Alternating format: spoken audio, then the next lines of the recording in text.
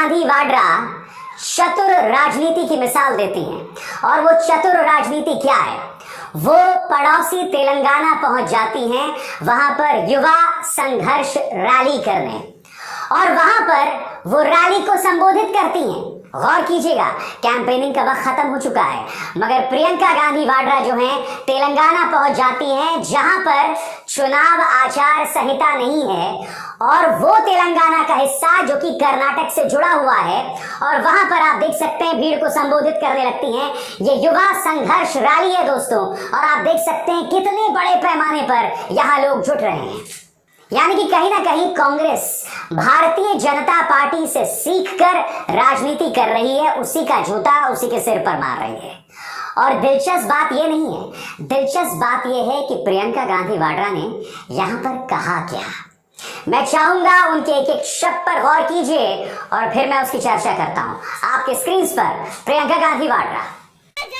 यहाँ पे जब मुझे कहते हैं कि मैं इंदिरा अम्मा जैसी एक नई इंदिरा अम्मा हूँ,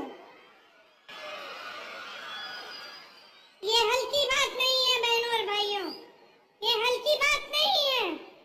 जब आप ऐसे कहते हैं तो मुझे अपनी जिम्मेदारी का एहसास होता है, क्योंकि आप उस महिला को याद कर रहे हैं जो 40 साल से पहले ही गुजर चुकी है, शहीद हो गई देश के लिए 1984 में। आज हम 2023 में हैं, लेकिन आप उनको श्रद्धा के साथ, श्रद्धा पूर्वक, प्रेम के साथ याद कर रहे हैं, और आप अभी भी आशा रख रहे हैं कि उनकी तरह कोई आपकी मदद करे, क्योंकि वो एक ईमानदार नेता थी, अपनी देश के लिए समर्पित थी और आपके भविष्य के लिए समर्पित थी।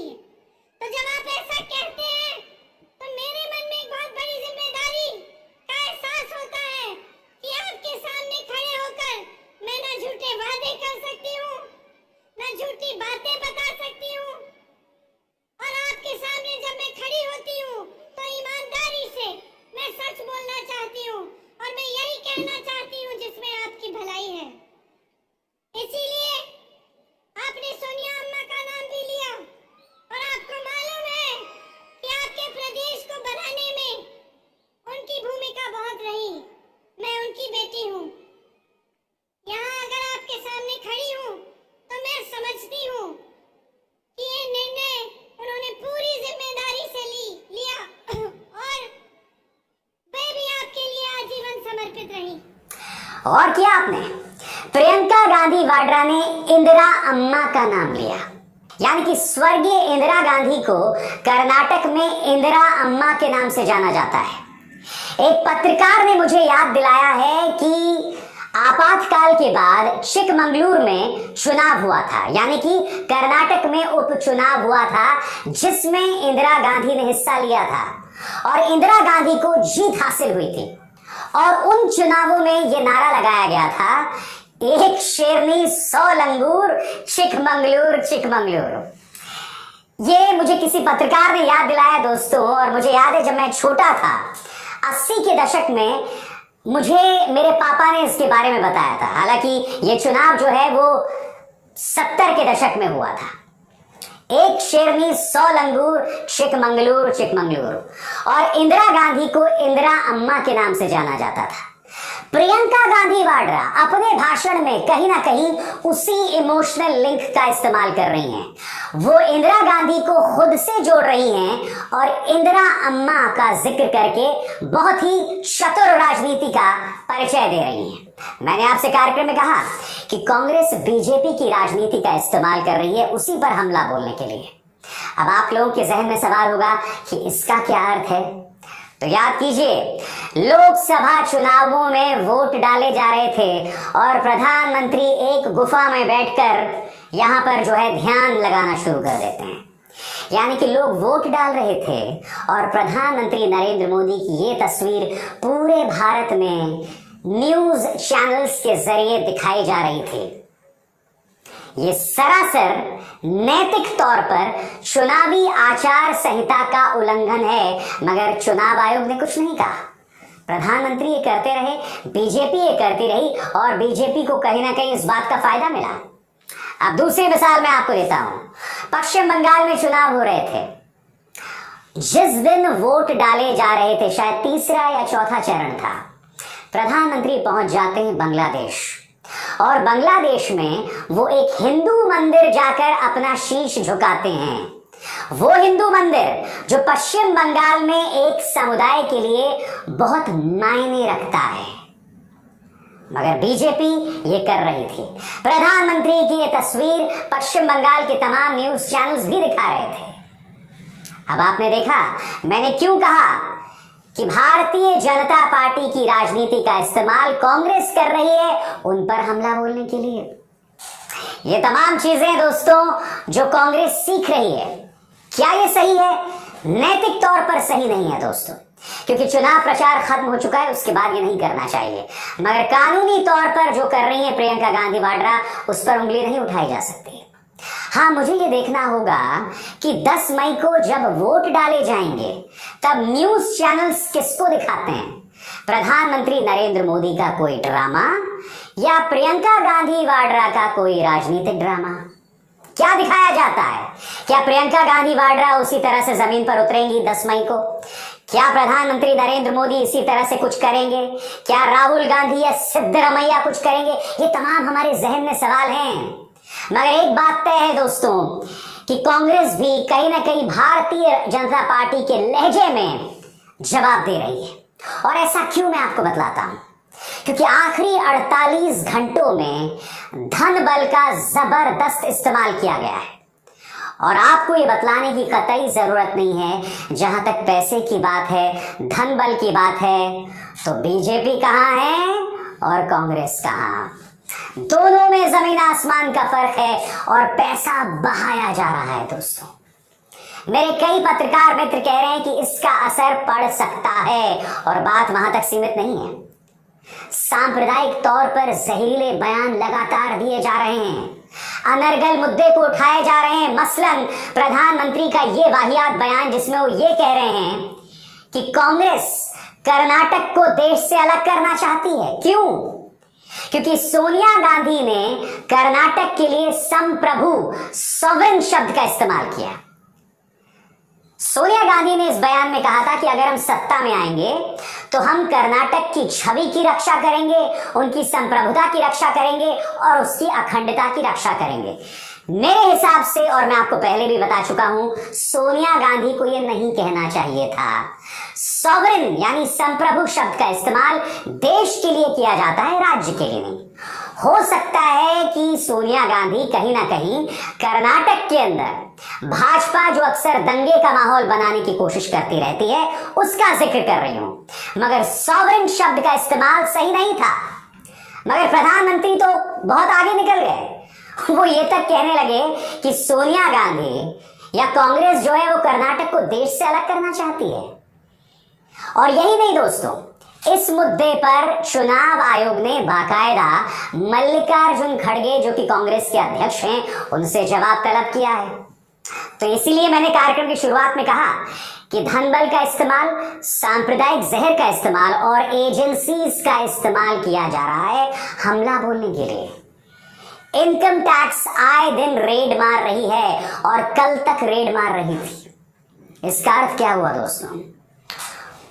उन निर्णायक दिनों में जब कांग्रेस को अपने करीबी बिजनेसमैन के जरिए या व्यवसायियों के जरिए पैसे की जरूरत पड़ेगी, तब इनकम टैक्स जो है वो रेड मार रही है कांग्रेस नेताओं और कांग्रेस समर्थकों पर।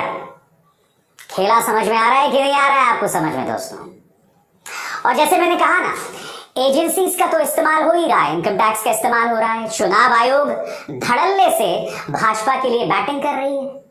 मल्लिकार्जुन खड़गे, प्रियांक खड़गे को इसीलिए नोटिस दिया गया है क्योंकि प्रियांक खड़गे ने प्रधानमंत्री के लिए नालायक शब्द का इस्तेमाल किया था। मगर याद कीजिए, प्रधानमंत्री ने तो खुलेआम मंच पर खड़े होकर बजरंग बली के नाम पर वोट मांगा था, जो कि चुनावी दिशा निर्देशों का उल्लंघन है। उनके कैंपेनिंग पर रोक लग जानी चाहिए थी, मगर चुनाव आयोग में इतनी हिम्मत नहीं है। तो ये सब क्या बतला रहा है कि साम दाम दंड भेद से किसी भी कीमत पर भाजपा ये चुनाव जीतना चाहती है, क्योंकि कोई भी न्यूज चैनल उन सवालों को नहीं उठाएगा जो आज मैं आपके सामने रख रहा हूं। इनकम टैक्स का इस्तेमाल, चुनाव आयोग का इस्तेमाल, प्रचार तंत्र का इस्तेमाल, लोगों को भ्रामक संदेश देना, बरगलाना, झूठ बोलना, सांप्रदायिक जहर उड़ेलना, ये सब हो रहा है कर्नाटक में, जिसके बारे में कहा जाता है कि ये भारत की आईटी हब है, इंफॉर्मेशन टेक्नोलॉजी केंद्र है। ऐसे राज्य को सांप्रदायिक उन्माद में ढकेला जा रहा है। क्यों? क्योंकि बीजेपी चुनाव जीतना चाहती है। मगर इन तमाम चीजों को ध्यान में रखते हुए आपके जहन में एक सवाल होगा कि चुनाव जीत कौन रहा है, कांग्रेस या बीजेपी? तो आइए दोनों की ताकत के बारे में बात करते हैं।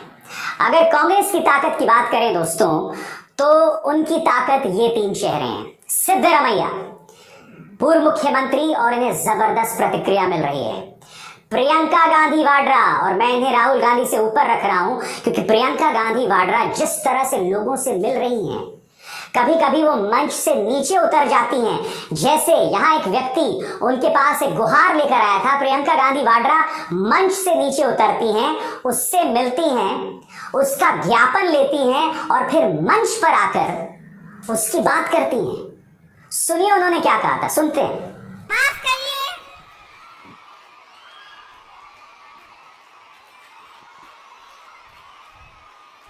बैठ जाइए तो मैं बोलूं।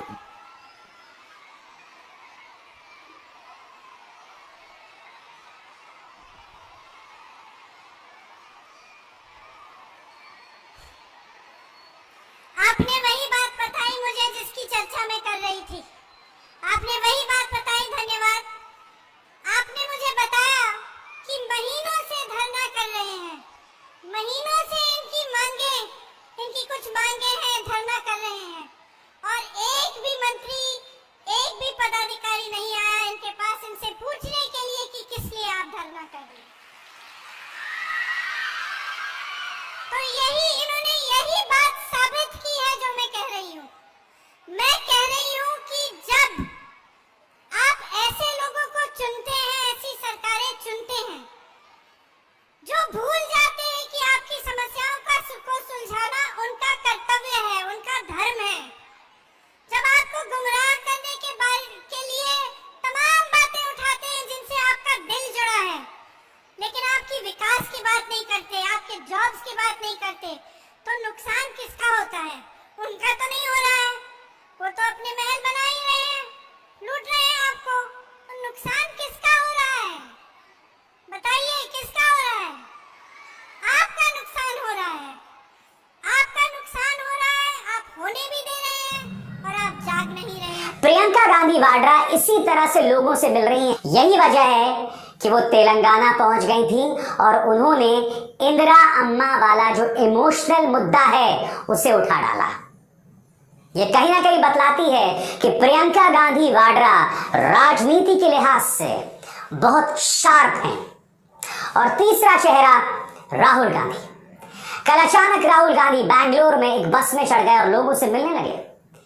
वो बाकायदा फूड डिलीवरी ऐप के एक व्यक्ति के साथ बैठकर उसके स्कूटर में जा रहे थे, वो युवाओं से मिल रहे थे। ये तमाम तस्वीरें बतलाती हैं, और ऐसा नहीं कि कुछ फिक्स किया गया। राहुल गांधी अचानक पहुंच गए और उनसे मुलाकात करने लगे।